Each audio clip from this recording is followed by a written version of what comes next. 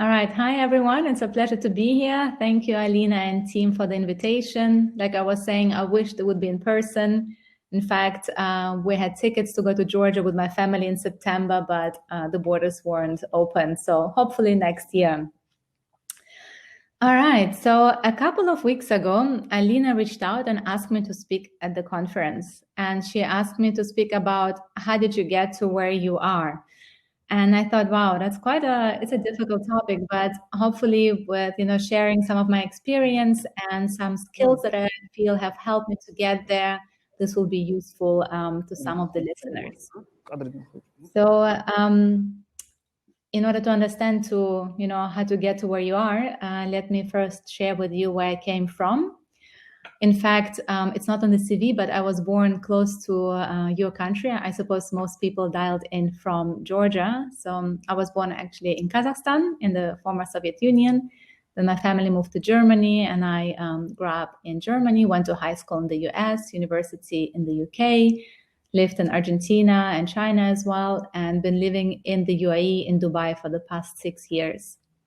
My last gig, so that's the personal. The professional one, my last gig was with 500 Startups. Many of you will know them because they recently launched an accelerator in Georgia as well. Before that, I was with Dubai Future Foundation and built the Dubai Future Accelerators.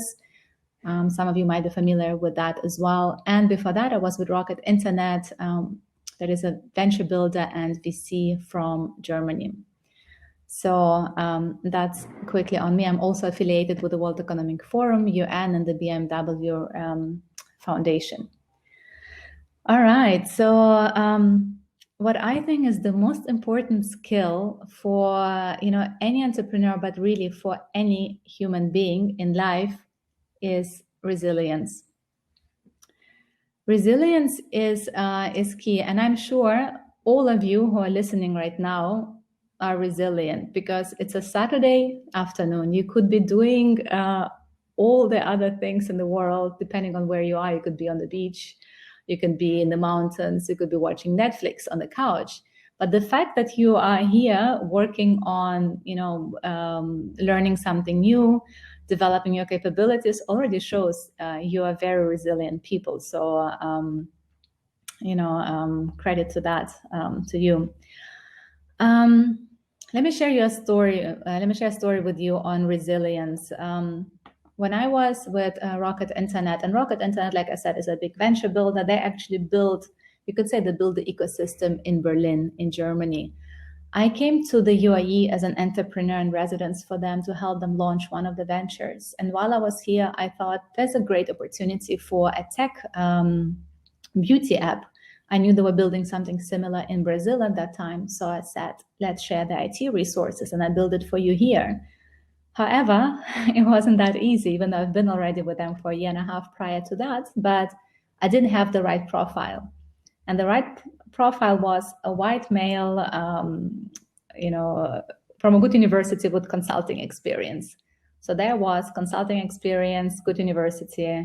I went to LSE, but I wasn't a white male, and that was quite tough. But by staying really resilient and saying, I see that in front of me, my goal, I can make it happen. I do understand that business, and I will work, as hard or if even harder, like my male colleagues, and I will make it happen. And eventually, going through tons of interviews, really proving that I can do this, I got the job and I became the founder of one of the startups here. In fact, a startup was called Vaniday, which was an on-demand beauty service for all kinds of products, services, for spas and salons.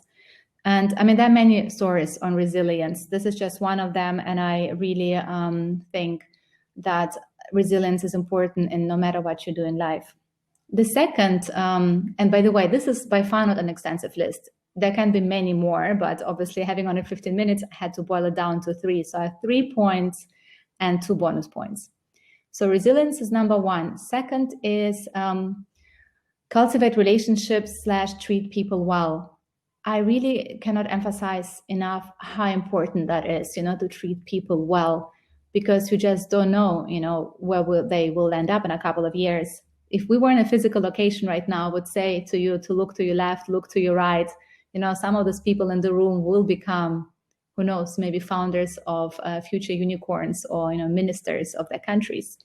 So it's really important to treat people well, especially those people that you think cannot do anything for you, and that really shows character.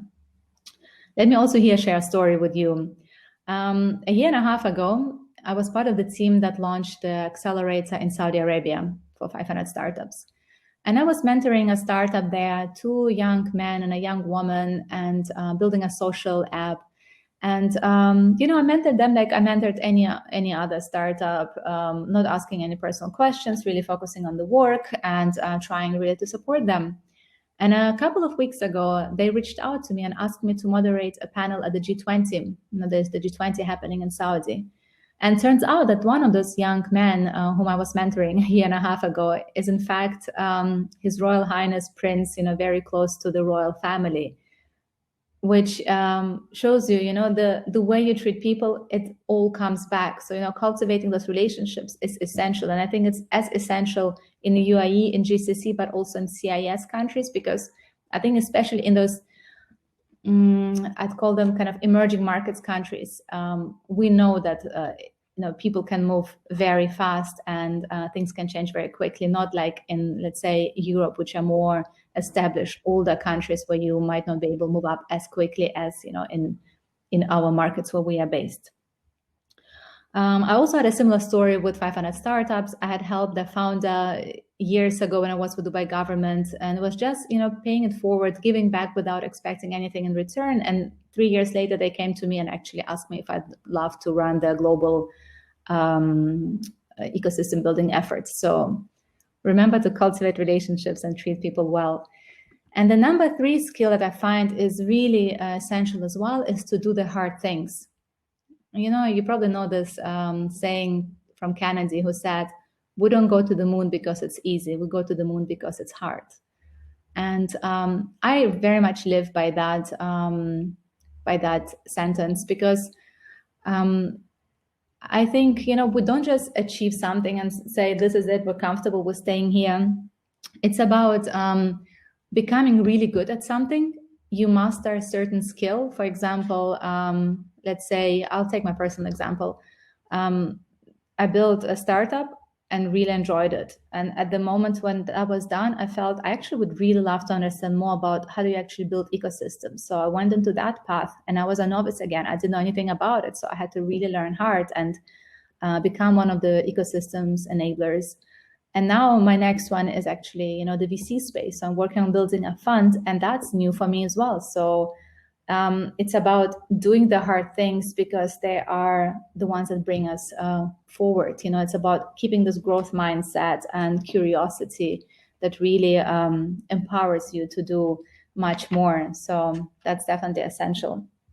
And also, one important thing is don't ask for permission.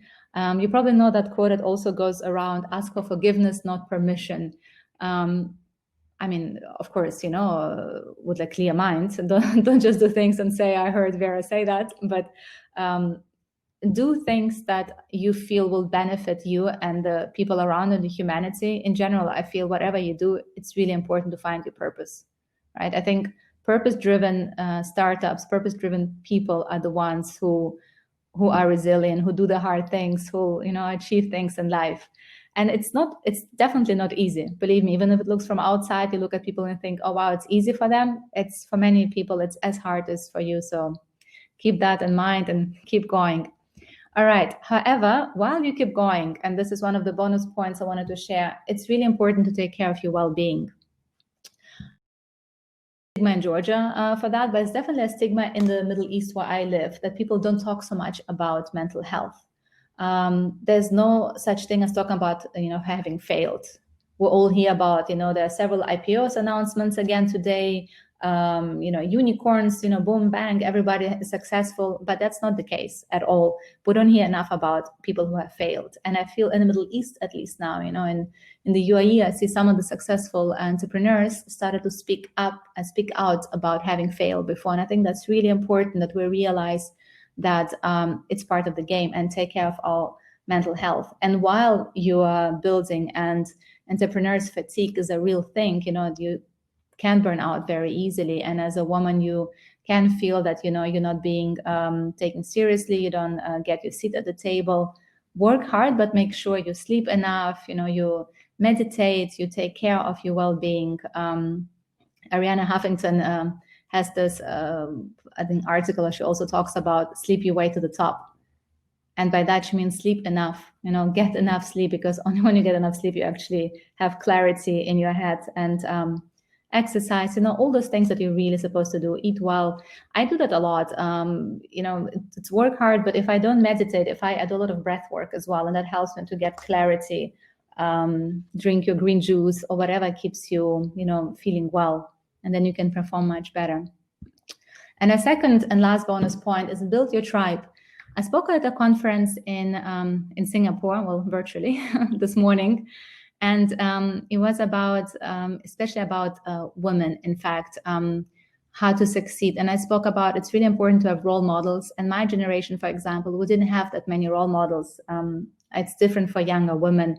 So for us, the women of my generation, it's important that we are the role models we wished we had, or the ones that we would like for, you know, young women to have.